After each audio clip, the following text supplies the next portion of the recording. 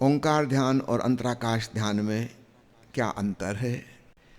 देखिए, भीतर का जो एक्सपीरियंस है, अनुभव होता है, वह अलग अलग आयामों से अलग अलग साधकों को होता है।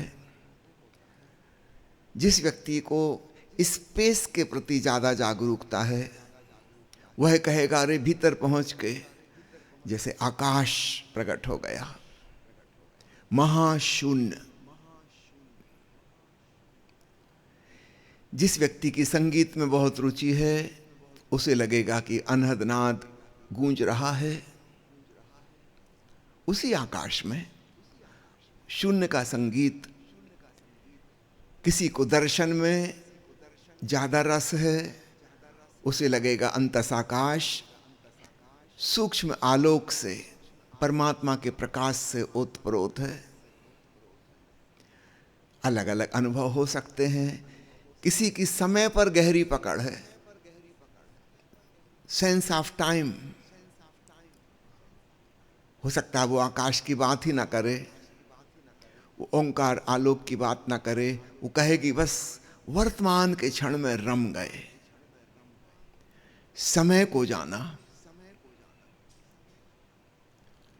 महावीर ने ठीक ऐसा ही कहा है। उन्होंने ध्यान की अवस्था को सामायिकी कहा, समय में ठहर जाना।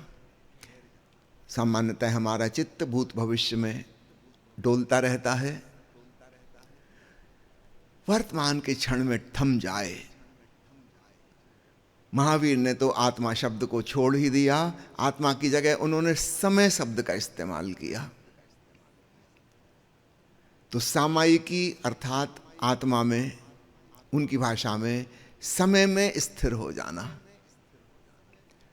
एकदम नया शब्द उन्होंने गढ़ा। चूंकि वो परमात्मा को इनकार कर रहे हैं, तो परमात्मा का संगीत ओंकार तो कह नहीं सकते। समय, बुद्ध ने कहा शून्य, उनका जोर आकाश पर है। आकाश का अर्थ ही होता है शून्य, जहां कुछ भी नहीं है।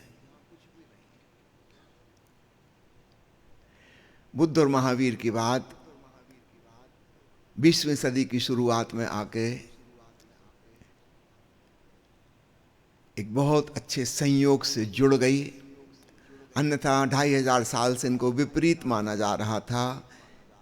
बुद्ध कह रहे हैं अंतस में बस आकाश है, शून्य है, एम्प्टी स्पेस, नथिंगनेस। और महावीर कह रहे हैं समय।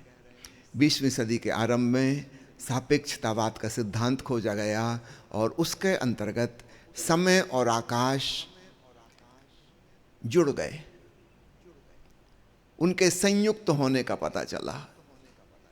सदा से उनको अलग अलग माना जाता था, कभी किसी ने सोचा नहीं था कि इनमें कोई संबंध है। फिर पता चला कि समय जो है वह भी आकाश का ही एक आयाम है, कुछ भिन्न उसकी सत्ता नहीं है। ये बड़ी अद्भुत खोज थी तो फिजिक्स वालों ने खोजी। नया शब्द गढ़ा गया, शम्याकाश, दिक्काल, स्पेसियो टाइम, दोनों शब्दों को जोड़ दिया गया, क्योंकि वो दो हैं ही नहीं। ऐसा समझे, स्पेस में हम कहते थे 3 डायमेंशन, अर्थात ऊपर नीचे, आगे पीछे, दाएं बाएं। मैं अपना हाथ उठाऊं तो ऊपर नीचे जा सकता है, ये एक डायमेंशन हुआ। इसके 90 डिग्री एंगल पर एक आगे पीछे है, और इसके भी 90 डिग्री एंगल पर लेफ्ट और राइट। तो 3 पंक्तियां, 3 स्ट्रेट लाइन एक दूसरे को एक ही बिंदु पर काट रही हैं, और तीनों में आपस में 90 डिग्री का एंगल है। इसको हम कहते थे 3D स्पेस। 2D का मतलब होता है जिसमें केवल लंबाई चौड़ाई हो, और 3D का मतलब होता है लंबाई चौड़ाई और गहराई। आइंस्टीन ने नई बात खोजी कि टाइम जो है वो स्पेस से अलग नहीं है, वो चौथा डायमेंशन है। तो 3 गति तो हम समझ गए, एक गति और है जो समय में हो रही है।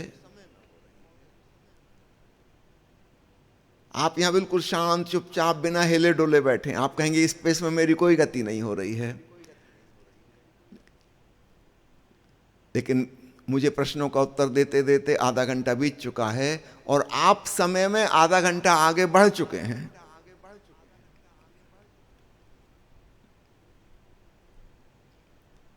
आप बिल्कुल नहीं हिले डुले, लेकिन टाइम के डायमेंशन में मूवमेंट हो रहा है।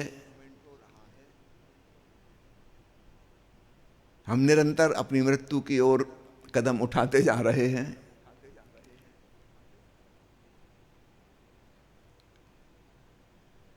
कोई भी वस्तु ऐसी नहीं है जो टाइम में गति ना कर रही हो। जो चीजें हमें स्थिर लग रही, मानो ये भवन बना था 3 साल पहले नहीं था, इसका हर पार्टिकल समय में मूव कर रहा है, पुराना होता जा रहा है, भवन जीर्ण जर्जर होता जा रहा है, हमें ऊपर से नहीं दिखाई दे रहा। कुछ सालों के बाद यह भवन धाराशायी हो जाएगा, क्योंकि प्रत्येक क्षण सब चीजें पुरानी हो रही थी, खराब हो रही थी। समय में गति होती जा रही, होती जा रही, होती जा रही। तो आइंस्टीन ने बड़ी अद्भुत बात खोजी। स्पेस में 3 डायमेंशन हैं जिसमें मूवमेंट हो सकता है, और चौथा डायमेंशन समय का है जिसमें मूवमेंट हो रहा है। ये कोई अलग थलग नहीं है। प्रत्येक वस्तु इस 4D में मौजूद है। अब यहां से एक अद्भुत बात समझ में आती है कि बुद्ध महावीर की बातों में कतई विरोधाभास नहीं है। वे एक ही सत्य के अलग अलग पक्ष को उजागर कर रहे हैं। विपरीत कुछ भी नहीं है।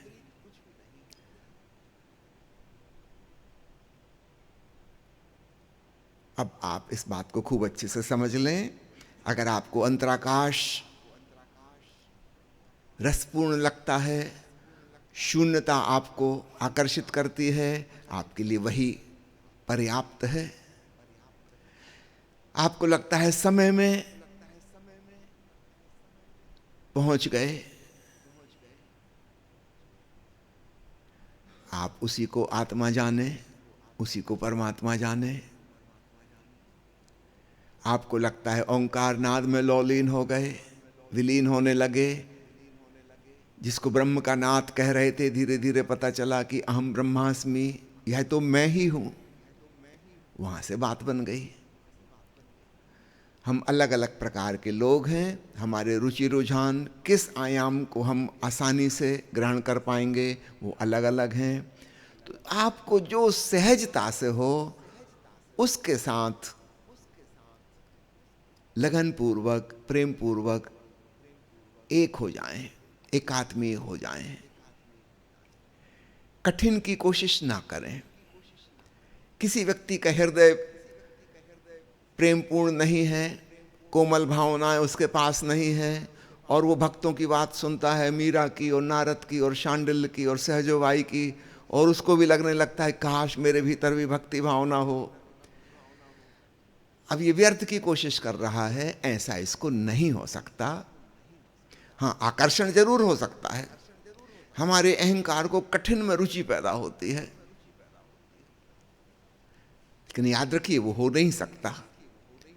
अब ये व्यक्ति भक्त होने की कोशिश करेगा, ये ड्रामा करेगा, नाटक करेगा, ये इसके लिए सहज नहीं है। इस नाटक से कुछ नहीं होगा।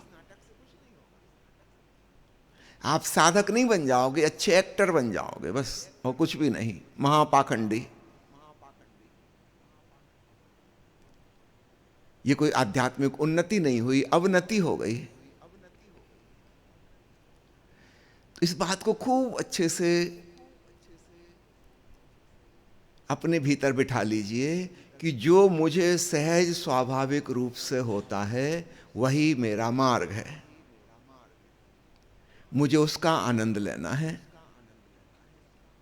दूसरों को क्या हो रहा है उनकी बात सुन के मुझे अपने मार्ग से विचलित नहीं होना है। हो सकता है उनके लिए वो सहज हो, सुगम हो। आप अपने रस से अपना जीवन जिएं।